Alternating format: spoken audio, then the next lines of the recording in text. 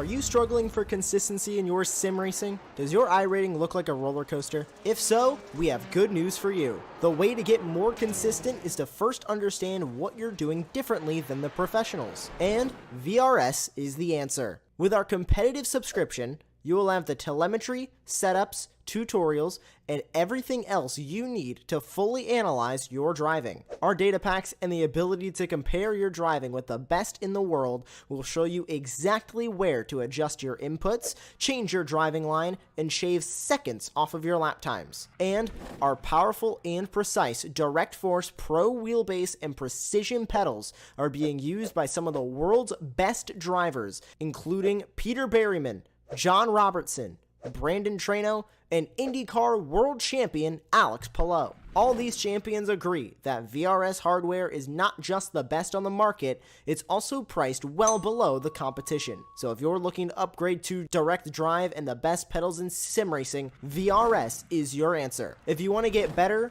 get faster, and make it happen sooner rather than later, you owe it to yourself to find out why so many people are switching to VRS. You'll be so glad that you did. Visit www.virtualracingschool.com and learn why the best use VRS.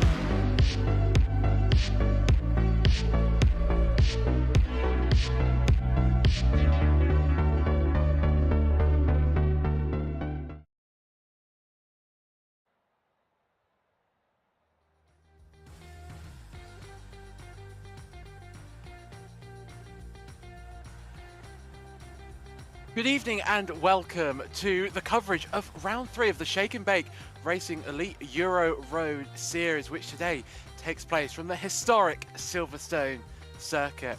Originally opened all the way back in 19 43 is an RAF base. It's gone under many renovations since then, but it's always kept its sense of speed and its original difficulty. The hair-raising Maggots and Beckett section is so infamous, in fact, that tracks have since tried to replicate its high-speed thrills. Silverstone holds a special place in any motorsports fan's heart. Whether you prefer 2 or 4 wheels, this track has something for you. Tonight, our drivers will take to the track in their GT3 machinery with over 500 horsepower at their disposal. We're in for one hell of a race tonight. And to take you through all of that action, my name is Sebastian Boscher-Williams. In the virtual production booth is Jonathan Grabowski, I should say, and alongside me is the wonderful Tim Cox. Tim, welcome along to the broadcast. It's lovely to have you alongside us. What more could we ask for on a Tuesday morning, I should say, is GT3s around Silverstone always go well together. They do. They're a bit of a match made in heaven. Some say we might be a bit biased with being British, but this track, it's got absolutely everything. High-speed corners, low-speed corners, long straights, plenty of overtaking opportunities. You just, once you drive the circuit, you fully understand why it is loved, revered by drivers and fans alike. Oh, absolutely. It's such an iconic circuit, as I said.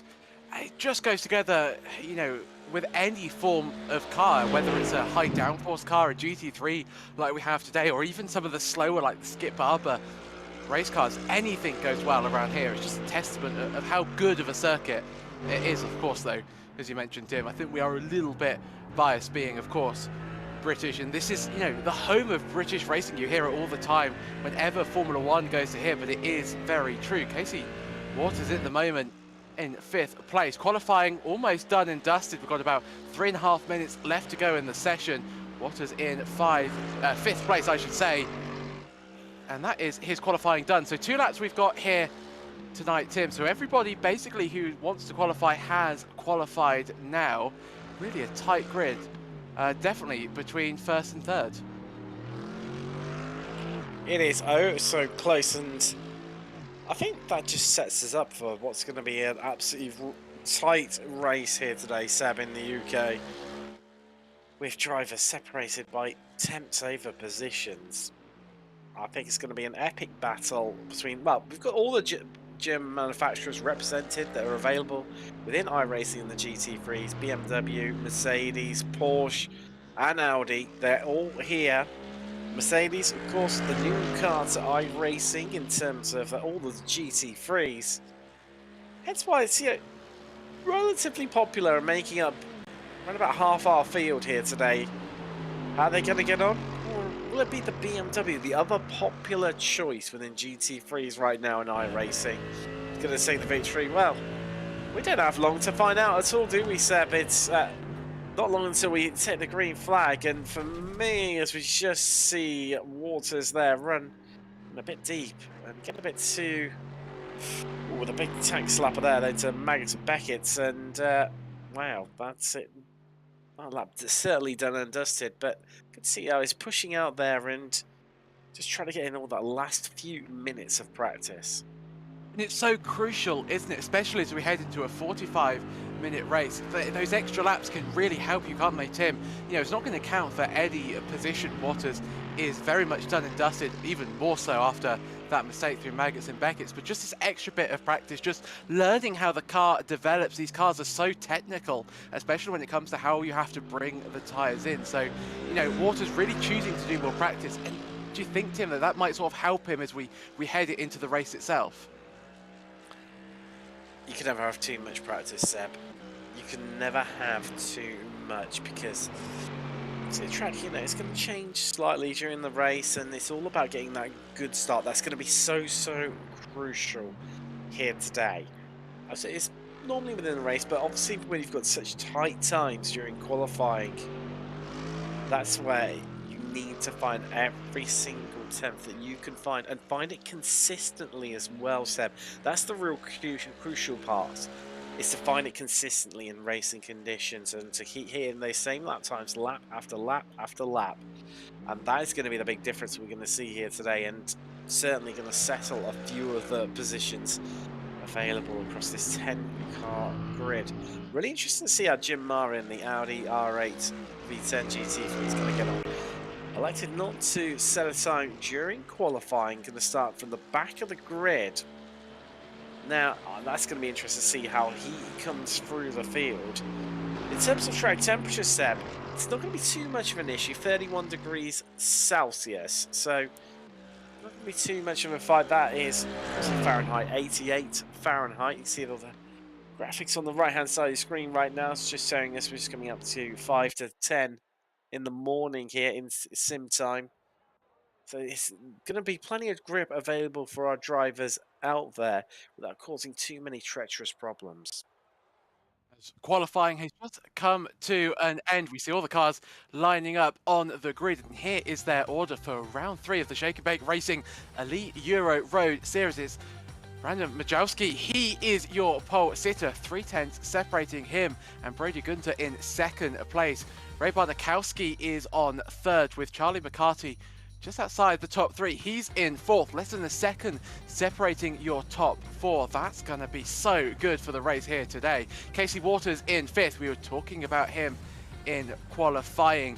He did more practice or more laps in qualifying than anybody else. Watch for him at the start. Spencer Clark, I should say, alongside him in 6th with Nathan Tetzloff in 7th place. John Hoyos in 8th with Davis Shively in 9th and Jin Ma in 10th place. That rounds out your 10-car grid for tonight here at Silverstone. Jim Ma did not set a qualifying lap. He is the one in the Audi, and you are right, Tim. He is one to watch out for. We don't have an indication of his pace, but right to get ready. It's BMW on pole, Mercedes alongside, and then BMW in 3rd. So 2 BMWs, Tim, in the top 3.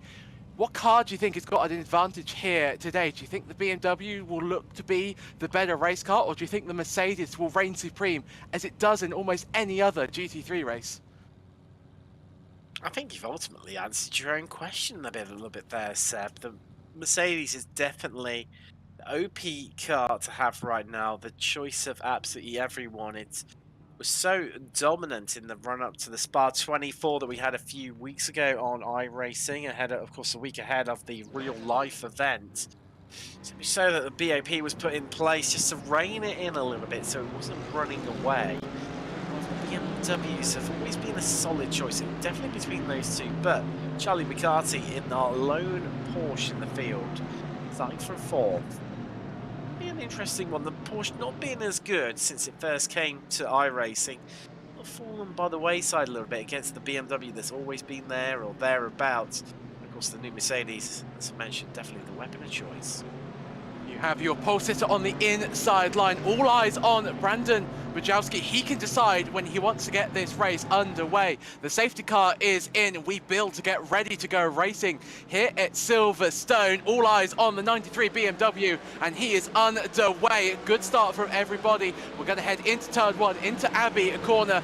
Brandon's going to have the inside line. Brody Gunter's going to try and go all the way around the outside, which he does. The Mercedes leaves. Supreme start there from Brody Gunter. We dive on the brakes into turn 3, all looking fairly clean. A dive to the inside. There's a Mercedes. I think that's Casey Walters trying to get by Charlie McCarthy in the Porsche. Walters, though, is unable to make it his way through. Brody Gunter leads. Great start from him. Madajowski in 2nd place with Bartkowski in 3rd as well. It's Mercedes, BMW, your top 3. Brandon looks towards the inside. That's a deep, late dive to the inside into Brooklyn. They're side by side. The Mercedes is going to have the inside line as we head into Luffield corner. Bartkowski, though, just going to... I was unable, I should say, to find his way through. It's Mercedes still leading out of the BMW. We head to Woodcote corner for the first time as we head now down towards Copt, one of the quickest corners on the track. Madajowski unable to find his way through. Bartkowski actually now gaining on 2nd place. This battle is going to go on, I think, for many a lap. Tim, good start though from all of our drivers. No major incident, and now we settle in as the race unfolds. So Sam, really start to settle into the race. Just find your groove, find your rhythm, and then let's just start to pick up places bit by bit and pick up the time. But I'll tell you what, right now, McCarthy in that Porsche is coming under all sorts of pressure because Waters right behind him, the Mercedes. It is all over the back of him at number 11. You see him, he's just moving around into the braking zones a little bit, just trying to show the nose, trying to distract McCarthy, who's desperately trying to stay onto the back of Matavsky right now.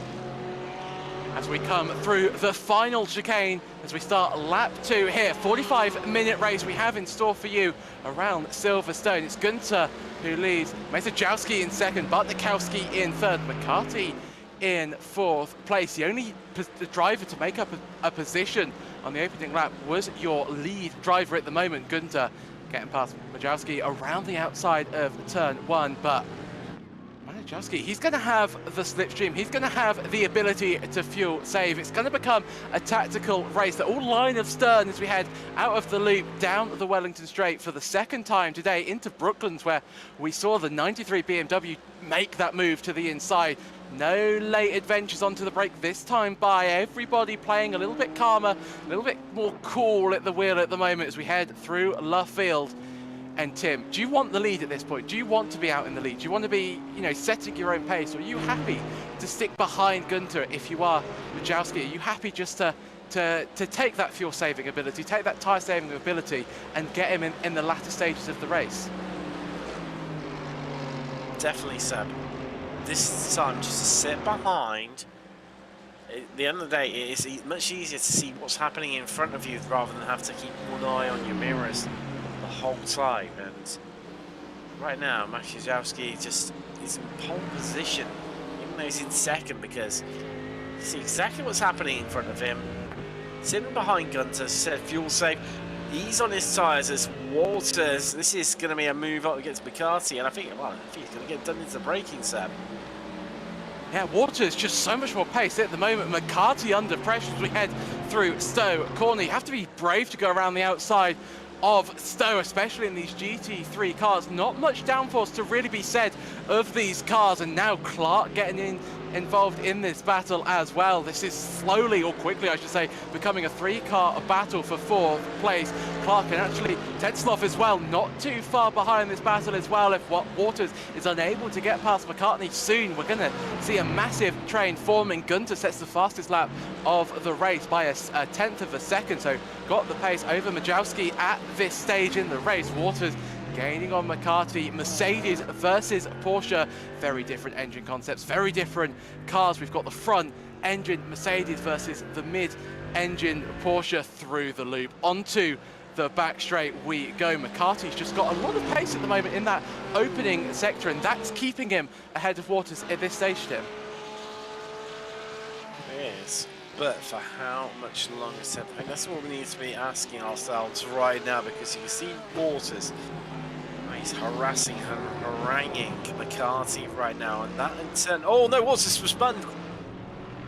Waters off the track. That's it, Luffield Corner. What has happened to Casey Waters? We saw him do all that practice in qualifying, and it's all come undone for him in the race. Let's have a look at a replay and figure out what was going on. He was following McCarthy so closely through Brooklands we go. Runs a little bit wide, but it's got it mostly under control, and just too much speed into the apex of Luffield, would you say, Tim? Just the rear tyres just simply couldn't cope with the speed he was asking.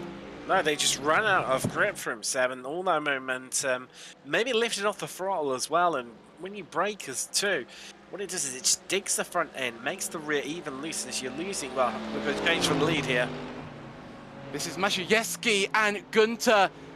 Matavsky down to the inside of Stowe. This is going to be side by side. This is not going to be done. Gunter compromised on the exit. He had to defend all the way around the outside, but Brandon just not able to get by into the braking zone of the chicane, which I'm a little bit surprised by, I have to admit. Tim, it just seems like Matavsky would have the pace, making Gunter go all the way around the outside of Stowe Corner. You see the time loss actually from Gunter, 1 minute, 2 minute 1.2, I should say. That's some 5/10 slower than the second, the first BMW driver, I should say. Onto the braking zone we go. But you know, Tim, it seems like Matavsky really wants to get past Brody Gunter at this stage, but he's starting to cost himself a little bit of time.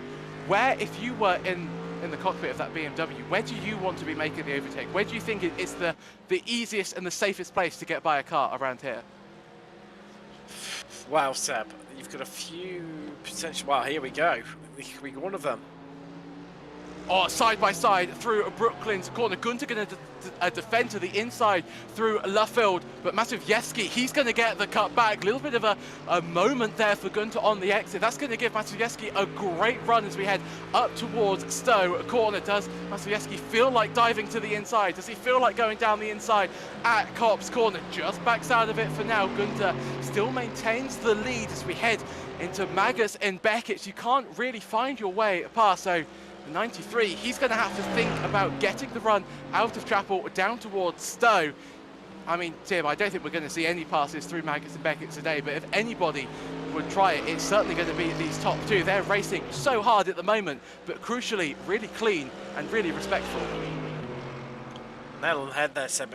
If you dare try and overtake through there, then it just ends up in a whole world of the pain for the pair of you, because you lose so much time from being side by side through there and risk contact. But this is one of the key overtaking opportunities around the track. It's through Brooklands into a Luffield, Seb, through Vale into Club. You see that's slightly similar, and then also you've got the run into Village through Farm, where you get really hard onto the brakes before you hook up right, and then the instant left that's a loop. Now, being on the outside there, that's out quite often the better position to be in as you come through Village, because then that gives you the inside for Loop and Aintree, the two following corners. You've also then got into Brooklands, a little bit more trickier through there, but you have got to run down the 190 straight, and as I mentioned, Stowe. Down the hanger straight, you're carrying all that momentum, all that speed to the fastest point on the circuit. You hook a right, you can slip it up the inside, and plenty of overtaking opportunities around here. Certainly is. Hopefully Matavsky is listening to the broadcast. Tim, some great tips about how to get past another car around this Silverstone circuit.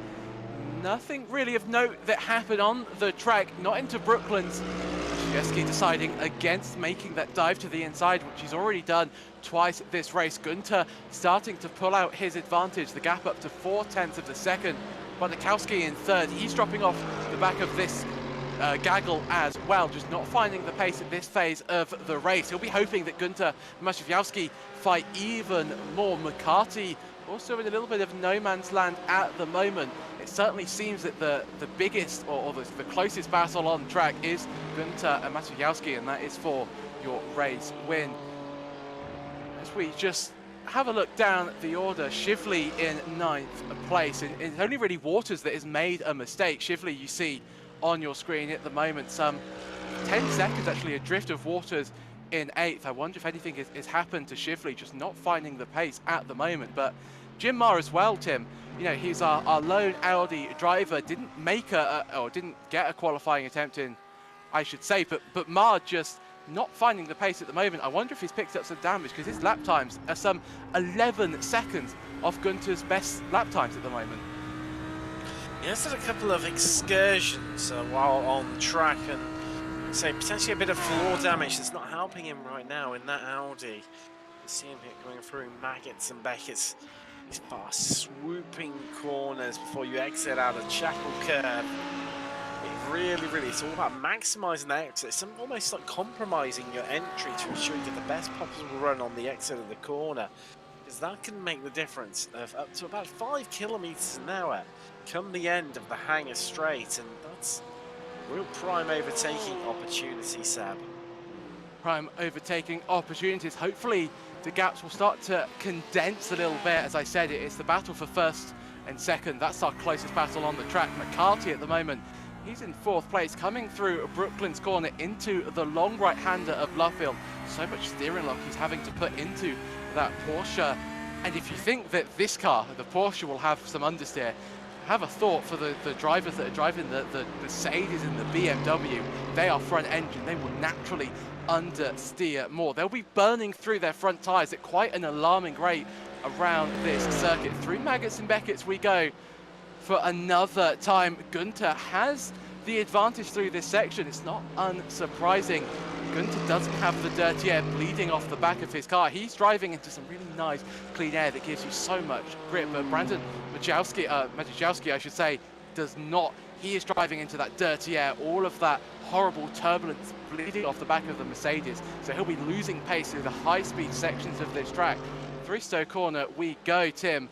Do we just think that Gunter's got a little bit more pace at this stage of the race? He's slowly pulling away, a 10th here, a 10th there. It's looking like Gunter has got this under control, Tim, at least for this phase of the race. It certainly seems that way. Oh, that is Mar having a bit of an issue there, just catching in live pictures. And see, well, here's the replay, I'm guessing, of the incident Mar has just had. And I think you're going to see probably the Audi doing Audi things. It's incredibly twitchy, this car, when it comes to its handling. But that can pay dividends as just gets it a bit wrong, coming out through left field there. And onto the treacherous gravel and flicks him around, and more time lost than the unlucky Jim Mar. When you mentioned, Tim, the Audi doing Audi things, we have Hoyos and Waters. They are scrapping out on track. Waters, after making that mistake, he's a little bit quicker than you have to say than Hoyos at the moment. We head through turns 4 and 5 onto the Wellington straight as we head towards Brooklands. Does Waters feel like making a move to the inside? Is he setting up the Mercedes ahead of him?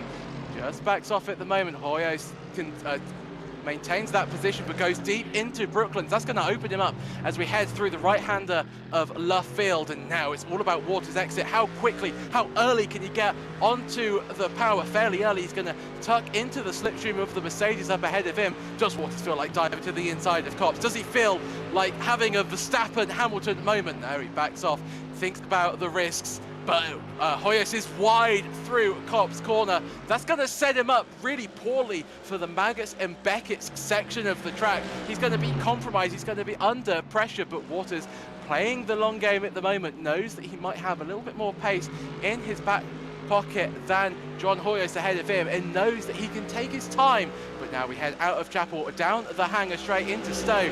Tim, you've been saying that this is such a good overtaking spot, and I think we're going to see exactly that. Waters pulls out to the inside. He's going to dive to the inside around Stowe. Hoyos not really making too much of a fuss about that. Doesn't defend too hard, knows that it's not his race, and Waters up to 7th on the recovery drive is Casey Waters after that mistake. 2 places to go until he regains his qualifying spot, Tim, and that was quite nice action around here, and really goes to show how good this track is for overtaking. Well, we're seeing it all being played out live here right now, so absolutely great wheel-to-wheel racing, but I tell you what's intriguing with Waters, how much time he lost, and he's been just slowly, bit by bit, recovering through the field as Mar is into the pits. He's had another excursion, unfortunately, so not the best of starts for the our lone Audi here in the start of the race. I mean, just coming up to a third race distance, and the car's going to be well settled in, well bedded now. Tyres are fully up to temperature, likewise are the brakes. And now this is all about who's taken most out of their tyres in that first section set, because they'll be okay for this next quarter of an hour, but as we get deeper into the final third quarter of an hour, that's when it's going to really start to bite them potentially if they've taken a lot out of those tyres. And also, just to mention as well, Sam, track temperature is creeping up. Just moved up to 33 degrees Celsius, which off the top of my head is about 192 Fahrenheit, I believe. There you go, 91 is up on the right-hand side. And it's what that's going to cause for us, Sam, is as these track temperatures start to increase, that's going to make it more challenging. It's going to start to feel like the drivers are almost driving on ice more and more as those temperatures creep up. I mean, once you're up at the higher track temperatures of likes of high 40s into the 50s in Celsius, that's around about 120 to 128 Fahrenheit. It's really, really treacherous, but drivers aren't going to encourage those sort of temperatures too much, but it will start to feel like there's a little bit less grip available for those drivers, especially the ones that have worked the tyres hard in these opening stages, but also it'll mean that they start to get a bit loose on exit, can't push as hard through the corners, and we start to become a bit harder to defend positions, and ensuring you get the best possible run off the corners will become even more crucial than what it really is. Battle starting to develop out on track. Waters and Tetzloff, Walters is almost continued on the battle he had with Hoyos. It's now the next Mercedes he needs to get by through turn number 3. There's contact there between Waters and Tetzloff. Tetzloff there still managing to keep the car in a straight line. Not an easy thing to do when you're being rammed into the corner. These cars are so unstable under braking. Waters tries to go all the way around the outside of turn 5, never going to find a way through there. He dives to the inside line. He's going to have the inside line into Brooklands. Tetzloff, though, defending to the inside really aggressively, trying to cut off Waters' pace, but Water gets by. He's now up into 6th place. Tetzloff demoted to 7th, but that was really sort of on the limit stuff there from Tetzloff, all within his right, but Tetzloff really feeling to him that he does have the pace to keep that position, almost the polar opposite of what we saw from Hoyos a few laps ago. Definitely, and we've got a couple of battles really starting to emerge. The battle for first, battle for third, and also that battle for 6th, and what's just really making progress right now and knocking on a similar sort of pace that our top 2 are setting as well. It's going to be, you know, well within a shout of catching Clark, currently in 5th in the BMW, but also McCarthy as well in the Porsche in 4th. Which is equally only just a little bit up the road from Bartanowski as well. So this is not done and dusted for Waters. There is a possibility he could end up on the podium here today. Even bigger of an opportunity if McCarthy and Bartanowski start to fight. McCarthy slowly gaining on the 3rd place driver now within half a second. So that's the battle that I think is going to start really developing, and Waters, if he can benefit off that, I think you're right, Tim. I think we could be seeing him on the podium even after that mistake that we saw. Here he is on your screen at the moment, heading through turn 2 farm into the braking zone towards Village. This is the new section of the Silverstone track. We used to hang a right at Abbey. We ended up going through the bridge, but it was improved in 2010. It's provided so much great action around the Silverstone circuit. A really good addition, I think, to the Grand Prix circuit. Waters now off the back of the loop, heading down towards Brooklands corner, one of the corners that hasn't really changed since the circuit's inception all the way back in the late 50s. An incredible circuit around here. I think I am biased because I just adore this circuit. We're having a look at this battle for 3rd. Bartakowski under pressure once again from McCarthy. McCarthy, though, losing about half a second on that last time by. Bartakowski just really starting to find another level towards his driving, heading through Maggotts and Beckett. Bartakowski goes, and this, Tim, would you say is where the BMW might be a little bit stronger? Definitely. Picks up a huge bout of understeer, though, on the exit of Beckett's into Chapel, but, you know, he's almost utilizing the BMW where he really needs to, through the high speed, and that is sort of almost keeping him ahead of McCartney at this phase of the race. BMW is incredibly strong over the curves as well, Seb, so you can really ride them, which means obviously the more you take the car up onto the curbs, shorter the track distance becomes, where you're saving yards here and there. And that then you think, well, that doesn't amount to too much, but across the whole race distance, it really does. And the BMW a little bit more user-friendly and easy to drive, and I think that's why it's still so popular. It's like having other GT3s come along since BMW was brought into iRacing, because it's that ease of drivability, especially around these longer races, 45 minutes, certainly into the Enduros.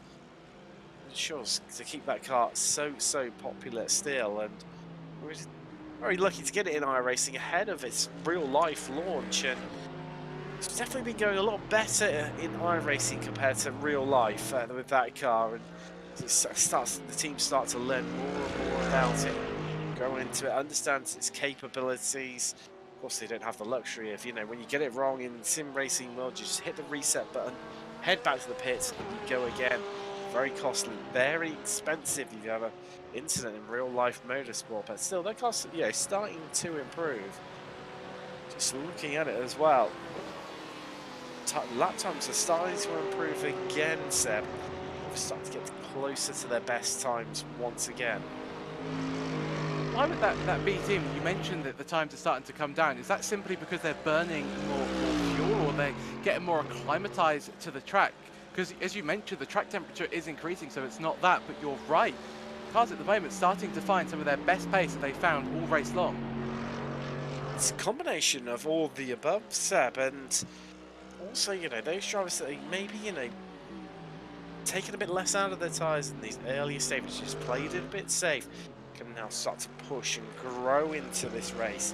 So it starts to build up to a crescendo. But there you go, McCarthy's into the pits, the first of your pit stoppers, Seb. And this is where it becomes interesting. The pit strategy. You can lose a lot of time. You can gain a lot of time. Oh, and that's not going to help. Thumping the wall on the pit entrance there. And that's going to incur damage.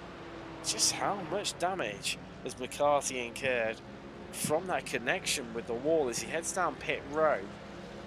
Comes to a stop. Unfortunately, the guys just sit behind the wall here and not exactly helping the situation. But just to see whether he elects to take tires. You don't need to with this length of race distance.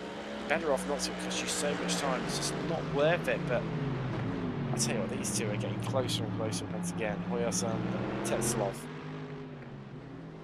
McCarthy was stationary for some 13 seconds. Diving to the inside though is Hoyos. Tetzlov there spun around, and Hoyos now almost waiting, I think, for Tetzlov to get going again. I think it's almost like the gentleman thing to do, as we just see, there you go, Tetzlov driving on the grass, but there's a Porsche joining into the party. McCarthy coming out of the pits, finding these two squabbling off and on the track. McCarthy now getting into the slipstream. Let's have a look, Tim, at the replay. So we see Tetzlov rolling backwards. He's going to find first gear, spin the rear tyres around and overtake, and does an overtake on the grass. And, you know, hats off to Hoyos there. At least he lets him by, but McCarthy arrives on the scene at a great rate of knots. Surprised that he manages to avoid the incident. You don't expect to see some cars driving at, you know, 20, 30 miles an hour on the exit of turn 5. McCarthy is 7th. He has already stopped. If you're just joining, that's why he's further down the order. He has now got to try and get past he's got to try and get past Tetzlov. He needs to get by. These drivers are yet to pit in this race. Tetzlov, though, got great speed through the Maggots and Beckett section, though picks up a little bit of understeer on the exit, but so does McCarthy. He's now going to be under pressure from Hoyos as we head down towards Stowe corner. Hoyos on the outside. That's going to become the inside line for Stowe corner. McCarthy, he's been into the pits, but his tyres will be cold. He picked up that damage as well on the pit entrance. Manages, though, to trust the car, trust the turn-in that Porsche was trying to deliver to him. McCarthy remains in 7th place, but Tim, he really needed to make that move, didn't he? He's trying to undercut Bartkowski in 3rd, and this is just ruining his undercut chances. It is massively. McCarthy couldn't come out much more in a worse place. The fastest lap of the race for Matavsky. 2nd place in the BMW, 2 minutes exact. 0.1. It's a fast time, Seb, but those times are going to come down further and further, as you mentioned earlier, as fuel starts to burn off and the drivers become more and more acclimatized to the circuit. You're going to see someone potentially dip into the 159s here. I think almost certainly you're right. The fuel is burning off the car, and I think Tetzlov has had some form of issue out on the track. No, he's just been overtaken. So has he made a mistake? Because it's now McCarthy, Hoyos, Tetzlov. That order rapidly changing from the last time we saw Tetzlov there having a look down the inside of Hoyos. Cannot find a way through as we head towards the right-hand side, right-hander of Luffield, and this is what happens. So Tetzlov in the lead, McCarthy in 2nd. Oh, is there going to be a little bit of contact there? A little bit of a disagreement at the apex. McCarthy's going to send it to the inside line, and Hoyos is going to say, thank you very much, I'm going to take advantage of that. And Tetzlov almost driving off the circuit, but no major contact there, all just surviving as Matavsky now, Tim, he's into the pits, the first of our top runners to decide that this is time and time enough on this set, or on this tank of fuel, I should say. And an interesting fact about this circuit is actually it's quicker to come into the pit. So, you know, especially in real life motorsports, the drivers are told do not win the race in the pits, and Matavsky was leading the race momentarily, so Gunter is going to have an absolutely blistering in-lap if he wants to maintain his race lead. He's definitely going to require a big in-lap. The traffic McCarthy's been held up in, I think the drivers would have been watching that. They would have been evaluating that to understand where the best place is to come out and how to work their strategy in pits as well to perfection, as that is Tetzloff in. Tetzloff into the pits. It seems like everybody's stopping for around 15 seconds worth of fuel, so I expect Tetzloff to do the same. Looks like he slowed down there a little bit preemptively for his pit box, but he finds it in time. So Tetzloff in, he lost those positions to McCarthy and Hoyos on that lap, so trying to do something maybe a little bit different with the strategy here, in fact, is McCarthy now rounding turn 5 onto the Wellington straight. He has no car ahead of him. He pitted earlier, don't you forget, he was one of the earliest, or the earliest, in fact, drivers to come into the pits. He's trying to get past Radikowski. I don't think that's going to work out for him at the moment. Oh, he runs wide through Brooklyn's corner. They're going to have to be careful on the rejoin. Hoyos there, just avoiding an incident. And McCarthy, I think, Tim, must be really struggling with the front end of that car. It was a substantial hit that he made to the outside pit wall. That's undoubtedly going to give him some front end damage. And if it's knocked the toe link out, if it's bent the steering rod, that's going to be so difficult for him to drive the car, especially in a high-speed circuit like Silverstone. Hit nail on the head there, Seb. Definitely will provide more complicated issues for them, as this is Gunter into the pit, Seb, from the lead. Where is he going to come out? That's the big question. Going to be probably somewhere around the midfield potentially, but let's find out. Well, crucially for Gunter, he was a second slower on his in-lap. And Matavsky was rapid on his in-lap and actually on his out-lap as well. This is going to be really close between our top two. Radikowski goes by, Waters goes by as well. They're finding a little bit more fuel mileage, but all eyes are now on this battle, and it's not even a battle. Look at that. Matavsky just coming out way in the lead. That's over a second advantage that Brandon Matavsky has found over Brody Gunter. Gunter led from the very start. He made his way all the way around the outside of turn 1.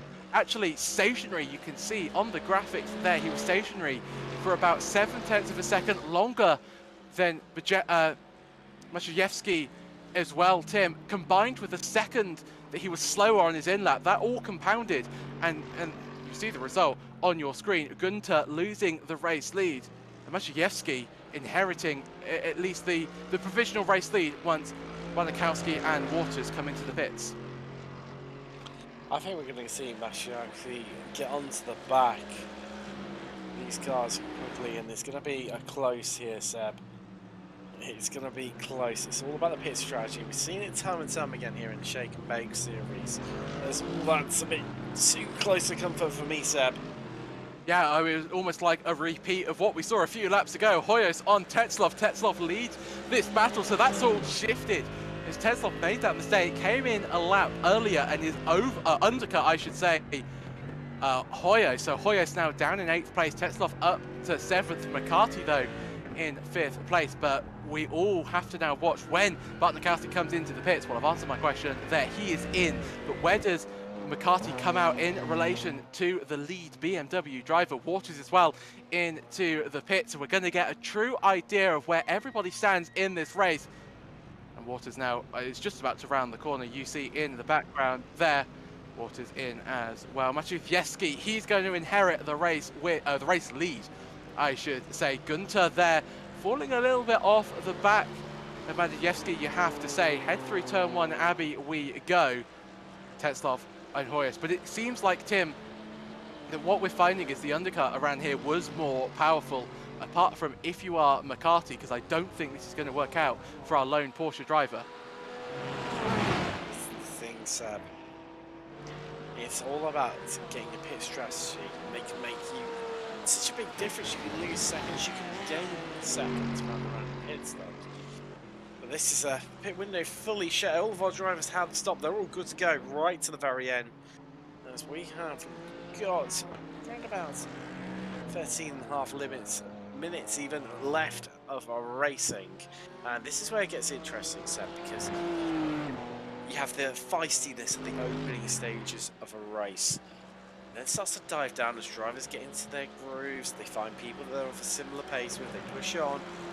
Then what happens is that when we get down to around about, 10, 15 minutes left in the race, the pressure dial, the excitement dial, the drama dial starts to just slowly creep up a bit by bit until you realise that it's actually making quite a big difference. And that's where it gets interesting. There's going to be elbows out. It's going to be fighting over positions.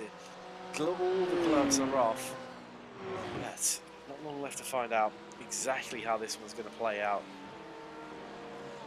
Talking of that pressure dial being turned up, Tetzloff has made a mistake. He's lost that position to John Hoyos. So Hoyos now up to 7th place. Tetzloff down to 8th. That battle rages on. It's Mercedes versus Mercedes. And we have a look and see. So Tetzloff very wide on the exit of Stowe. And I think, Tim, correct me if I'm wrong, that's going to have to be a slowdown penalty where Tetzloff dives to the inside, serves his penalty, gets his braking zone wrong for good measure as well. And that's how Hoyos made it up into 7th place. Tetzloff in 8th, but still within a second. So this battle is far from over as we head through Maggots and Beckett's once again onto, or through Chapel I should say, onto the hangar straight down towards Stowe corner where Tetzloff made that mistake 1 lap ago. You're very right though, Tim, the pressure does start to build and everybody is almost aware that the time is running out and all the moves that they had so long to complete and so long to plan, that time starts ebbing away and you start to overdrive the car. You start to see more mistakes, and I expect the exact same thing to happen here tonight around Silverstone. Tetzloff still within that second, and Tim, correct me if I'm wrong, GT3s, it's about a second that you need to be within that window, a second window to the car ahead to gain that slipstream down the straight, to gain that speed advantage. Nail on the head there, Seb. It is around about a second mark. Obviously getting slightly closer, the more that slipstream ability grows and allows you to carry more speed, but you're not fighting against the resistance of air, the resistance of wind, because it's all being moved out the front way for you by the cars in front. As we head through the arena section, Tetzloff there so late on the brakes into turn 3 Village corner, but just is unable to utilize any of this extra pace he has under braking through Brooklands again. You see that time that he's gaining, but Tetzloff, Tim, it seems like he's starting to overdrive the car. He's pushing into the braking zones more and he's just losing more time in the end. He just needs to stay calm, cool and collected within the cockpit. He just needs to bide his time. I think he has at least got similar pace to Hoyos. He can make a challenge, but all of these sort of little mistakes really costing Tetzloff at this phase of the race. Yeah, and they all start to mount up, they start to compound, it chips away at your confidence in yourself and belief that you're going to make it around the corner fine. That's what's happening right now, that we start to see that next phase really start to creep in. So we head into turn number 3, Village corner, now through the loop, named after its corner type. It feels so tight from within the car. It really looks deceiving on the broadcast. It's so difficult to find the apex, especially when you're in these tin top cars. They're so difficult. Their visibility is so minimal within the cockpit. But Matavsky just doing what he needs to do at the moment. Gunter a little bit quicker last time by, just sort of about 4/10 of a difference between the top two in Gunter's favour. But as it stands, Matavsky, he's just got enough pace. He just needs to cruise to the finish. He needs to minimize any mistakes being made. And this still is our closest battle out on track. 3 cops we go, and it just seems that Matavsky not really pushing the car, not pushing the 1Xs on the outside of cops. He feels very confident within his driving ability. Through Maggots and Beckett's we go, riding on board with the Mercedes of Brody Gunter at the moment.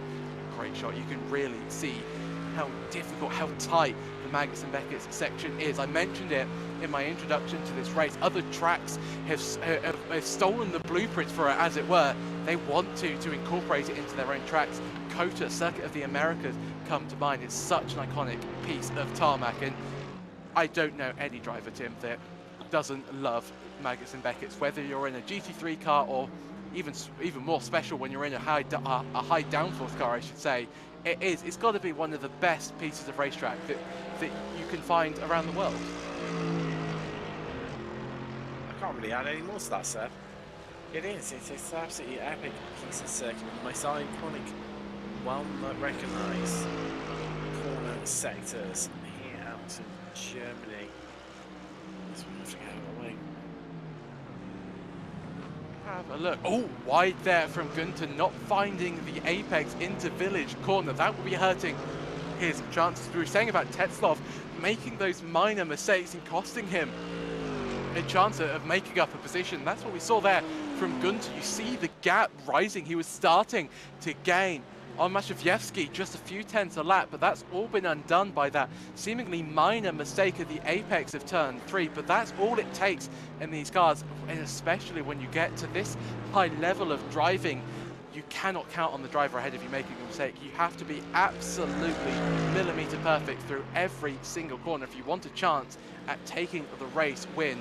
But I tell you what, Matavsky, he has got a little bit of traffic up ahead of him. I do believe that's Davis Shively up ahead. We ride on board with the BMW, and you see that Mercedes traffic as we head through Maggots and Beckett's. As we see the first part Maggots and then into Beckett's, and then we're going to be on the brakes. A little bit of understeer there for the BMW driver. Shively not really getting out of the way. He does very late through Chapel, but Matavsky won't be overly pleased. No obligation, though, for Shively to get out of the way. Shively almost on the grass, trying to get... Is that Tetzloff out, Tim? Tetzloff dropping off our timing stands. Tetzloff, what has happened to him? Was such a good race, and I think it's all come undone for our 8th place driver. He's had a big incident on track somewhere, Seb, and come off the track again. If it looks like, well, here's the replay, it could be self-inflicted. Use the rear or by himself. This is heading through the loop. Very easy to lose the rear end through here. Oh, there we go, mowing the grass, and I think he's hit the incident point limit, Seb. I think he has. It's 25 incidents around this track before you get disqualified. There is no, what you normally see in other series. There's a sort of a cut-off point where you get a penalty. So if you exceed a certain number of incidents, you have to come through the pits for a drive-through penalty. But we've just got a hard limit here of 25 incidents. And I think, Tim, you've hit the nail on the head. That's exactly what's happened. You saw him go wide. He would have picked up a 1X, and that is unfortunately Tetzloff's race over. Shively now retakes that 8th place. So Shively actually now gaining a place from where he started. But McCarthy and Bartnikowski, this battle resumes. It was on pause for a few laps while McCarthy pitted early, got stuck in traffic, but it's very much battle resumed. McCarthy on the brakes into Brooklyn's corner, looks a little bit more stable, a little bit more assured in the braking capabilities of his car. Bartnikowski not really finding the pace, a little bit tight, I should say, through Luffield. That's not going to help his minimum speed one bit. Through Woodcote we go, up towards Copse Corner. McCarthy gaining last time by, he was some 3/10 quicker than Bartnikowski. Porsche looking like the better car in this fight, but very wide there from McCarthy. We've already seen one driver, Tim, make a mistake and have too many off tracks. Hopefully for McCarthy's sake, he has a few left in his allotment, because that was very wide through Copse. It was incredibly wide. Surprisingly, a slowdown through there. It is possible if you go even further off the track, but I think he's got away with that one. He's keeping it right in the fight with Bartnikowski, but well, two key battles going on. Battle for first and the battle for that last place on the podium, because these two are only 6 tenths away from one another, and Seb, with the clock ticking down, just coming into the last 4 minutes left of the race. The Albos want to come out and slightly adventurous moves that you wouldn't see the drivers attempt necessarily before. They're going to start to try to make them work in an attempt to climb a pace in these dying stages. Watch out for the last lap, because that's where the fireworks will fly. Matavsky was wide through the arena section. You just visually see how much Gunter is gaining at the moment. He's now firmly in the slipstream as we head towards Brooklyn's corner. We saw Matavsky at the start of the race. He was dandy, you have to say, on the brakes into Brooklyn's corner, but Gunter now has to do it in reverse as we head through Luffield corner. Now we hit the power utilize all of that traction control assistance that we have in these GT3 cars to get the power down as early as possible. As we now head into the slipstream through Copse Corner, we're about to go. Gunter is going to be surprised when he turns in, and all of that dirty air is going to wash across the front of his car, and he's going to have no turning. He successfully survives that challenge, though. We head into Maggots and Beckett. You see Gunter, in fact, trying to sort of find a little bit of clean air just to avoid that hot air boiling off the back of the BMW. Through Chapel we go, onto the back straight. Gunter, this is the closest he's been to retake the race lead, which he held forever since lap 1 until the pit stops. Matavsky now is going to have to start throwing some defensive shapes as we head around Stowe Corner. Matavsky now really under pressure as Gunter gaining through Stowe. Is he going to send it to the inside as we head into the Vale chicane? No, Gunter just hangs back, thinks about the move, knows that he's got another lap or so to get the move done, doesn't need to risk it all at this stage of the race. We cross the line. I think, Tim, we're going to have 2 laps of racing left. Where is Gunter's best opportunity to get by? Is it into Brooklands? Is it into Stowe? Where, if you were Gunter at the moment, where would you be thinking about trying to get past Matavsky? On this lap, Seb, I wouldn't be trying it. Wait for the next lap when we have white flag. The final lap, I think the best place for him to get past, he's got 2 options. I think he might have a go into Village. It is quite tricky to make that one truly stick, but I think it's going to come into Vale and Club. The last couple of corners on the lap.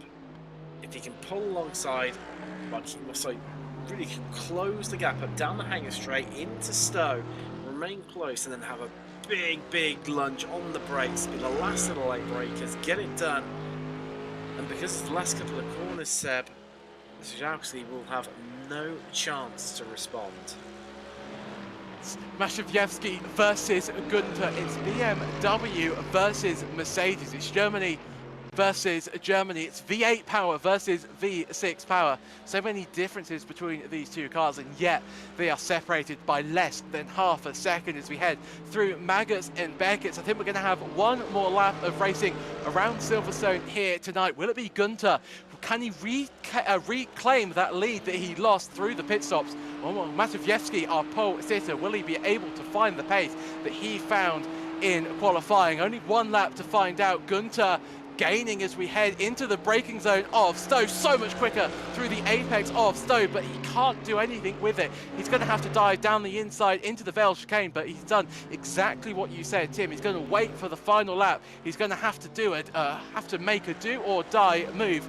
Further down the order, we have McCarthy and Brodakowski still separated by a second, and Waters and Clark as well. So battles raging on all throughout the field as this is Waters gaining on Clark. Another Mercedes versus BMW fight, but this is the battle for the lead. Gunter not able to find his way past as we head into Village Corner.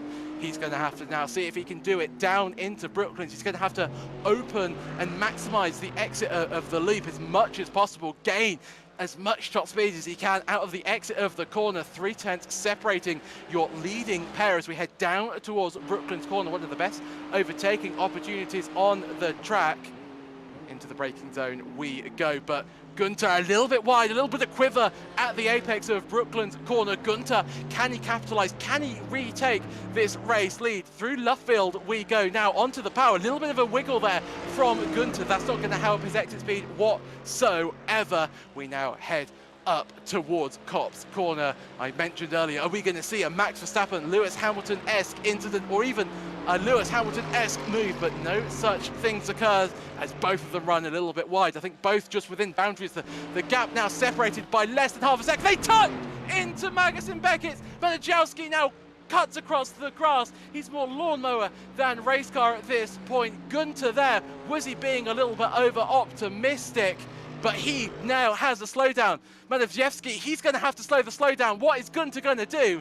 I think he's going to do the gentlemanly thing here and allow Matavsky to keep the position. It's sort of racing honor. It's the honor code. It's the gentleman's agreement, as you might have heard of it in Formula One. And that, I think, is it in action. I don't think that Brody Gunter went off the track at any point to take a slowdown. I think that was simply him admitting or realizing that it was his fault as we head now through the Vale chicane. Will Gunter think about having a drag race to the line, or is this race just done and dusted? I think it is, and I think Matavsky is going to cross the line and he is going to win.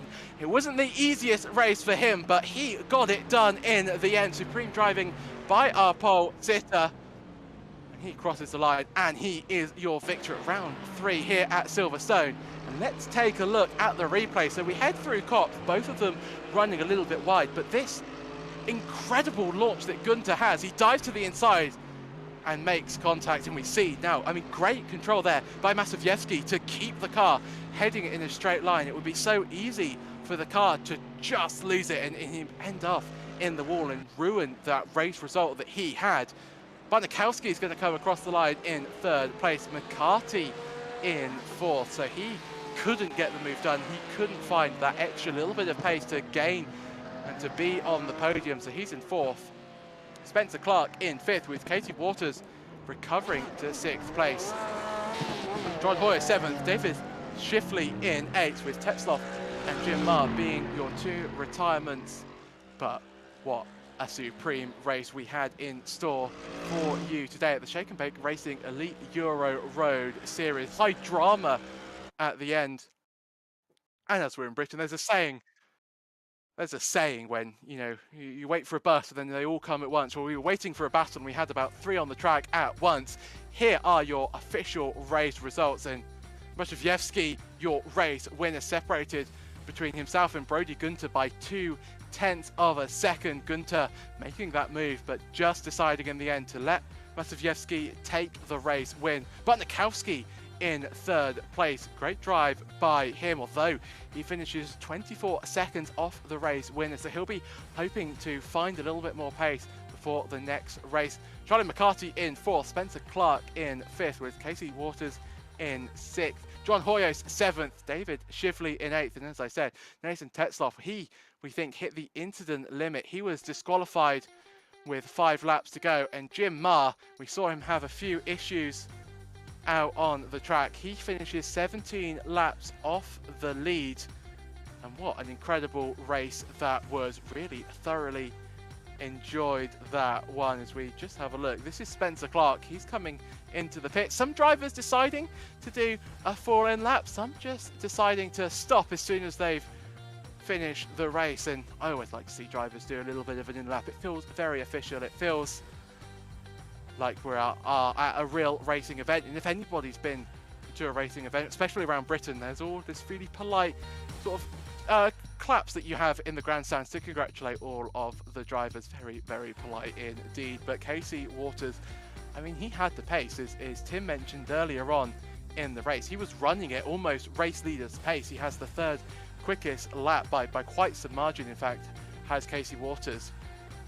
He really could have made he could have got, you know, really good result if it wasn't for that mistake. But I tell you what, we have Brandon Matavsky in the interview waiting room. Let's bring him in and talk to your race winner. Welcome, Brandon, to the commentary booth. Great drive out there. Didn't get the start that you might have necessarily would have wanted, but you kept your calm and you ended up getting the race win. Yeah, thank you. I really had to drive the wheels off it trying to keep up with Brody. It looked really intense out there. Did you feel that you had the pace? Because we saw you know, stay behind Brody for the opening few laps. Were you fuel saving at that point, or were you really just unable to find your way past Brody? I was struggling with a little bit of forward bite out of the tight corners, trying to close the gaps.